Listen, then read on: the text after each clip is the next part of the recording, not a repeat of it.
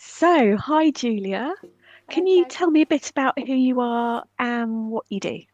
sure. So my name is Julia Mitchell. I'm a harpist, and through my business, Peaceful Strings, I specialise in harp for relaxation, meditation, and well-being. So I don't play in orchestras or the more traditional places that you find harpists, but rather than that, in healthcare situations, yoga halls, one-to-one in people's homes, community groups supporting people with dementia and Parkinson's, all sorts of places like that. And today you've very kindly offered to share with me an online session. Yes. What happens in an online session? So in an online session, it can be one-to-one or it can be group. But the one obviously we're doing today is one-to-one session. So first of all, we have a little bit of a chat. We might talk about the places or things that you find most relaxing. And then I play for you, and you make yourself as comfortable as possible. Now, the good thing about it being online is that you can be in your own home with your own things, which is really beneficial. So you can have your favourite blanket and your favourite pillow and be however as comfortable as you possibly can be. And Yeah. then it can either be just pure harp, so I just play music for you, or I can mix that with a guided imagery meditation to help you relax and to help you picture places that you find it calming and relaxing to be in. And the music will follow the Mm. meditation, so So, they work together. so when someone books an online session with you, it's worth thinking about ahead of the session, some places and maybe some memories that are quite soothing and comforting for you, and to get comfy ahead of the session. Yes, exactly that, yes. And headphones are really Perfect. Well, good. Good quality headphones help, yes. definitely, if you've got them. Yeah. But if you haven't, it doesn't matter. You can still enjoy Yeah. it. They just make it a bit more immersive. So I've put, yeah. So I've put the dog away, so hopefully he won't disturb us. Okay. And I'm really looking forward to having this experience. So yeah, just fire away. Okay, here we go then. So, just as we start, make sure that you've got everything you need to be really comfortable. Obviously, you're sitting upright. I often recommend that people support the head if they can, but whatever's right for you.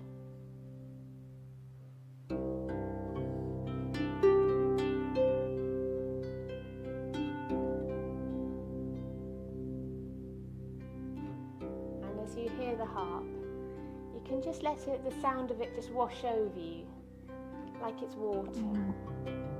I'm not going to play anything familiar for you to think, oh, I know that tune. And we're just going to let the breath in your body exhale. So just breathe out. And now take a deep breath in.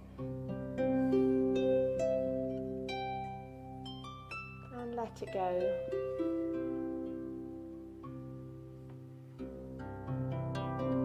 And another breath in. And let it go. And now just breathe normally, easily.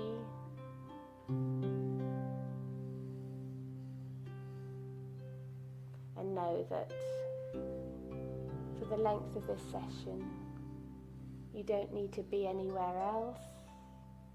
You don't need to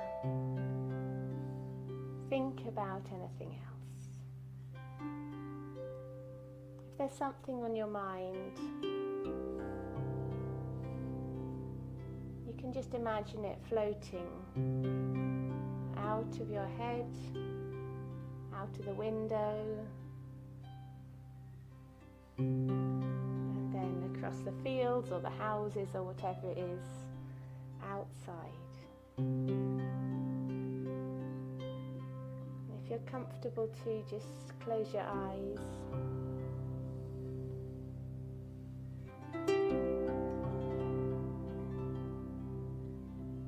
And let your body go really heavy.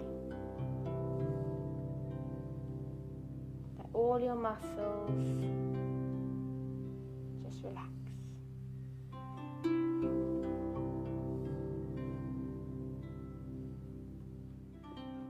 No need to jerk suddenly back to reality again. Just take your time. That was like, it reminded me of lullabies as a baby or a small child. It had that kind of soporific quality, Yes. which is just so soothing, and it allows you just to sort of, your mind can just wander. It's incredible. It's really powerful. Exactly. The harp's been used for thousands and thousands of years as for relaxation and to rest the mind and the body. So it's well experienced as a kind of lullaby and to help people to switch off from everything else that's going on. Yeah. And it's very effective at that. I think it's probably, though other people may disagree, the most suited instrument for this kind of thing. And then when you put it with guided imagery. Now with the guided imagery, it really varies from person to person. And some people find it very easy to imagine things and pictures come into their heads like that. And some people, not so much. And I think one of the things that's really important to say is that it doesn't matter how you experience it. If you don't have images coming to your head, you can still enjoy it just as a piece of music to relax you. And sometimes I play without the guided imagery because some people prefer it without. And it's, we're all so different. And it's nice to demonstrate the guided imagery because for some people that works really well. But it's important that it's tailored for individuals, and that's what I like to do. Yeah.